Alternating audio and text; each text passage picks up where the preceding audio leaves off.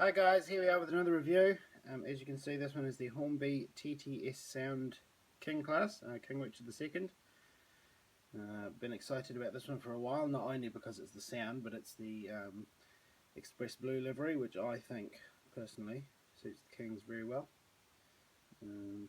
So we will have a look at her, have a run with her, see how she sounds. So as usual on the back you've got the what the class is. And then you've got a nice wee bit of information about the class and what happened to this one down the bottom there, excuse me.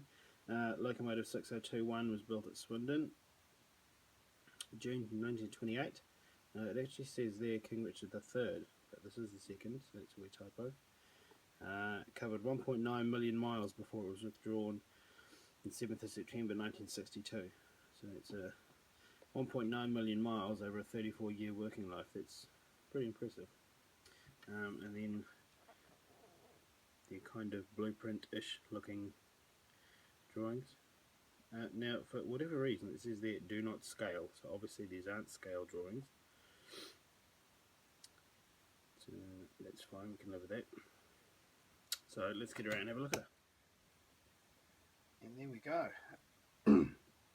Now I have to say, I have had this loco out previously and had it running, therefore the detailing has been added. So looking at the loco, it has some beautiful detail on it. The underframe, plenty of rivet detail all along the foot plating, and then of course in the middle, as you can see, we've got the valve gear, the moulded representation of it. Sorry about the finger there.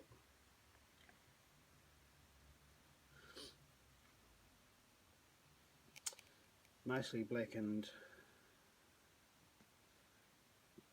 valve gear on the outside there, coupling rods.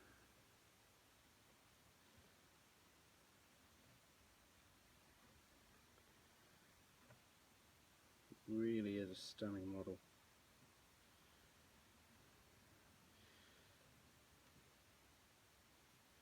And moving on to the tender, just as much rivet detail. It's a fantastic representation of the Collect 4,000 gallon tender. And then going to the back.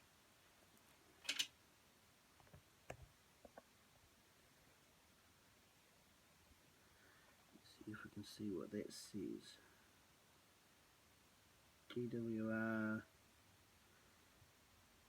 bit 2742, 4,000 gallons, Swindon. There we go. This was tender number 2742.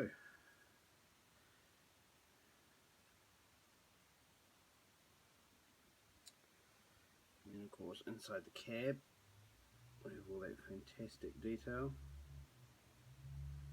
which again is a big improvement over the old King.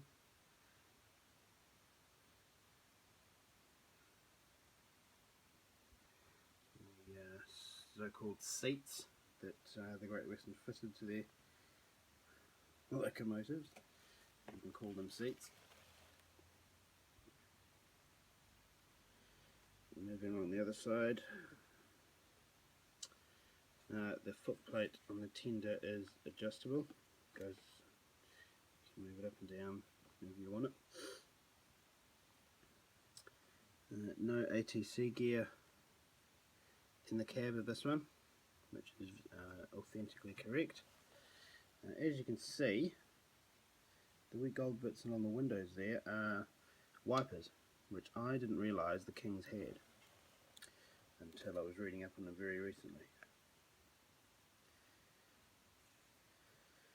Now one thing that does slightly bug me about this Speedo drive is there is no connection between it.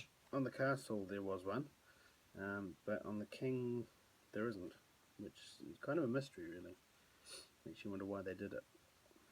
But anyway. And the other side, reverser rod there. Some more pipe work running along the footplate. And we've got the mechanical lubricator there.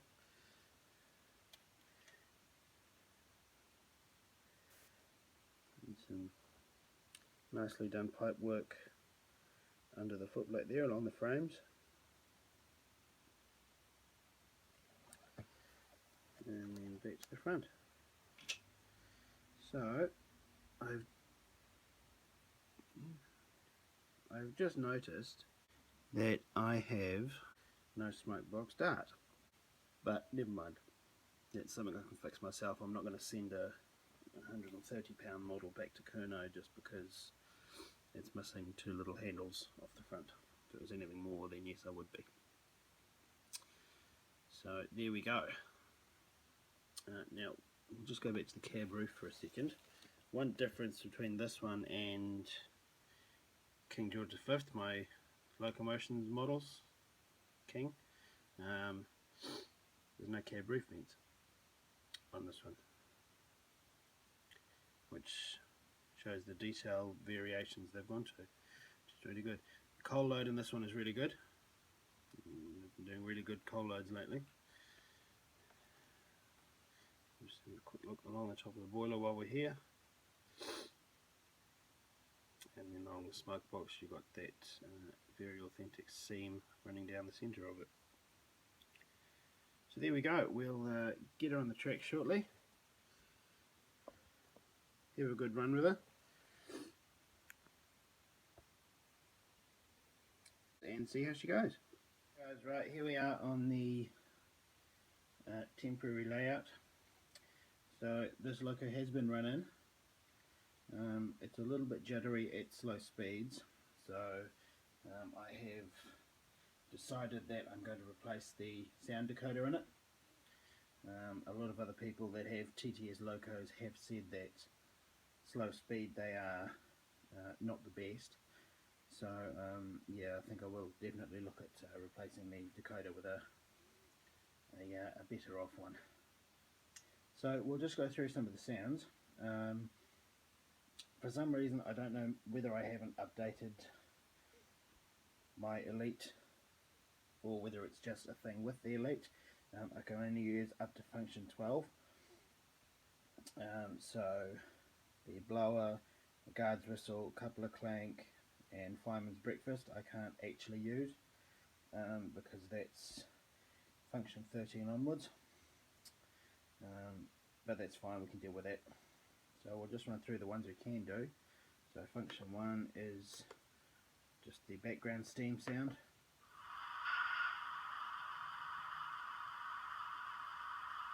So that's obviously if she's idling in the station or she's just sat for a while.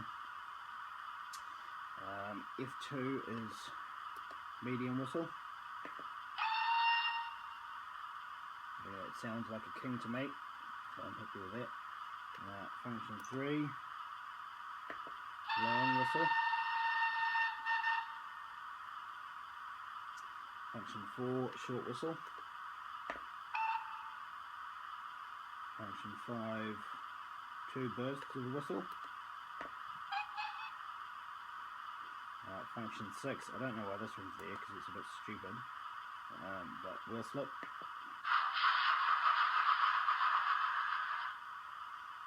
Okay, I'm just going to go back and turn the other ones off. Function 7, the coal shoveling, pretty standard.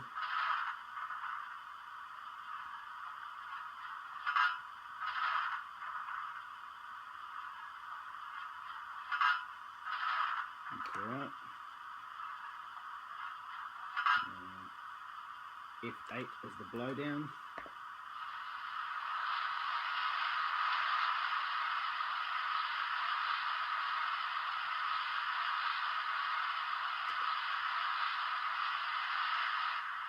F9 is safety valves.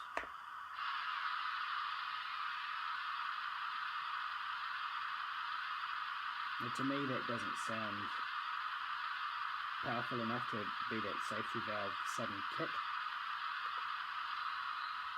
It just doesn't have that starting effect to me. I'll listen to it again. Yeah, it just doesn't seem, I don't know, strong enough to me. F10 is an injector. This sounds pretty good. F11, we've got the Sun of the Cross.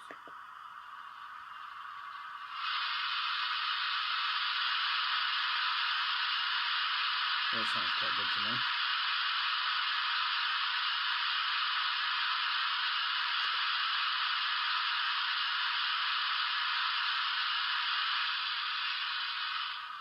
And then the last one that I can do, function 12, is the break. So, we'll give it a rerun, doing what we can, and yeah, see how we go.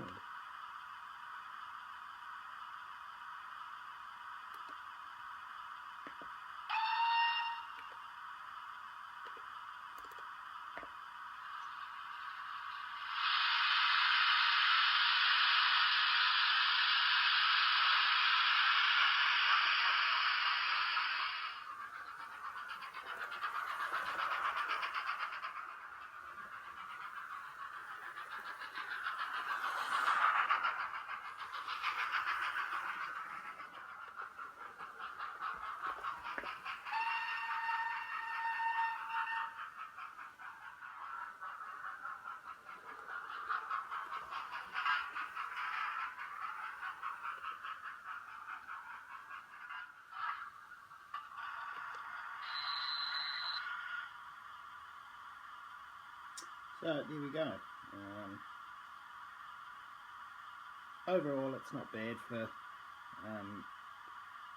a cheap sound system. As I said, I will change over to a better one at some point, but for now, it does the job.